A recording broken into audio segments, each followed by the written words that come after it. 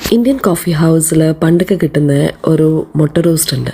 അതാണ് ഇന്ന് ഞാൻ ഉണ്ടാക്കുന്നത്. അതിനായിട്ട് ആദ്യം ഒരു ചട്ടി ചൂടാക്കിയിട്ട് കുറച്ച് വെളിച്ചെണ്ണ ഒഴിച്ച് അതിലേക്ക് ഒരു 1/2 ടീസ്പൂൺ പെരിഞ്ജീരകം ചേർത്ത് അതൊന്ന് പൊട്ടി വരുമ്പോൾ ഒരു 2-3 സവാള അരിഞ്ഞതും കൂടെ ചേർക്കുക. പിന്നെ അതൊന്ന് ചെറുതായിട്ടൊന്ന് ഫ്രൈ ആയി വരുമ്പോഴേക്കും അതിലേക്ക് ഇഞ്ചി വെളുത്തുള്ളിയും കൂടെ ചേർക്കണം. ഇവിടെ ഞാനൊരു ചെറിയൊരു കഷ്ണം ഇഞ്ചിയും പിന്നെ ഒരു 3 വെളുത്തുള്ളിയും കൂടിയാണ് എടുത്തിരിക്കുന്നത്. അത് നന്നായിട്ട് ചതച്ച് അതിൻ്റെ അത് ചേർത്ത് അതും കൂടെ ഒന്ന് ഫ്രൈ ചെയ്തെടുക്കണം.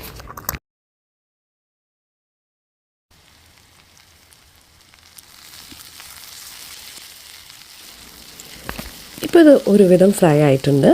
ഇപ്പോൾ നമുക്ക് മസാലയൊക്കെ ചേർക്കാം. ഇതിൻ്റെത്തേക്ക് ഞാൻ ചേർക്കുന്നത് ഒരു ടീസ്പൂൺ ചിക്കൻ മസാലയാണ് ചേർക്കുന്നത്. ചിക്കൻ മസാല, മീറ്റ് മസാല ഇതിൻ്റെ അകത്ത് ഏതാണെങ്കിലും കുഴപ്പമില്ല. ഞാനിപ്പം ചേർക്കുന്നത് ചിക്കൻ മസാലയാണ്. ഇതിൻ്റെ കൂടെ ഇപ്പോൾ ഞാൻ 2 ചെറിയ ടീസ്പൂൺ മുളക് പൊടിയും കൂടെ ചേർത്തു. കാശ്മീരി മുളക് പൊടിയാണ് ചേർത്തിരിക്കുന്നത്. ഇത് ജസ്റ്റ് ഒന്ന് ഫ്രൈ ചെയ്ത് അതിൻ്റെ ആ പച്ച മണമൊക്കെ മാറി വരുമ്പോൾ ഇതിലേക്ക് ടൊമാറ്റോ പേസ്റ്റ് ചേർക്കണം. ടൊമാറ്റോ പേസ്റ്റ് ഇവിടെ ഞാൻ 1 ടീസ്പൂണാണ് ചേർത്തിരിക്കുന്നത്. ടൊമാറ്റോ പേസ്റ്റ് ഇട്ടതിന് ശേഷം ഇത് നന്നായിട്ടൊന്ന് ഫ്രൈ ചെയ്യണം.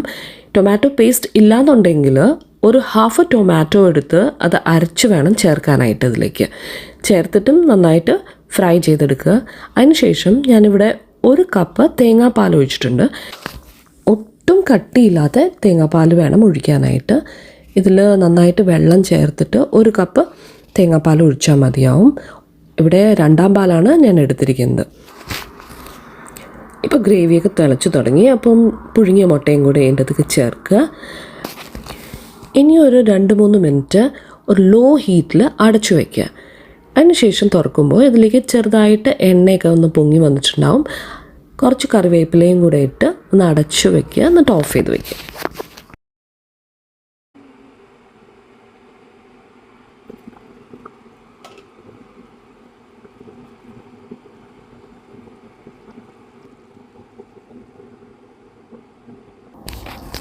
അപ്പമാണ് ഇതിൻ്റെ കൂടെ ഉള്ള ഏറ്റവും ബെസ്റ്റ് കോമ്പിനേഷൻ. അപ്പത്തിൻ്റെ മാവൊക്കെ നന്നായിട്ട് പൊങ്ങി വന്നിട്ടുണ്ട്. ഇത് ജസ്റ്റ് 3 hours തന്നെ ഞാൻ ഉണ്ടാക്കിയെടുത്ത് ഒരു അപ്പത്തിൻ്റെ മാവാണ്. ഇതിൻ്റെ റെസിപ്പി ഞാൻ ഓൾറെഡി എൻ്റെ വേറൊരു ചാനലിൽ അപ്ലോഡ് ചെയ്തിട്ടുണ്ട്. ഞാൻ അതിൻ്റെ ലിങ്ക് ഇതിൻ്റെ കൂടെ ഞാൻ ഡിസ്ക്രിപ്ഷനിലിടാം കേട്ടോ. അപ്പോൾ ഇനിയും ഇതുപോലത്തെ റെസിപ്പീസിനായിട്ട് സബ്സ്ക്രൈബ് ടു കോക്കനട്ട് കൺട്രി.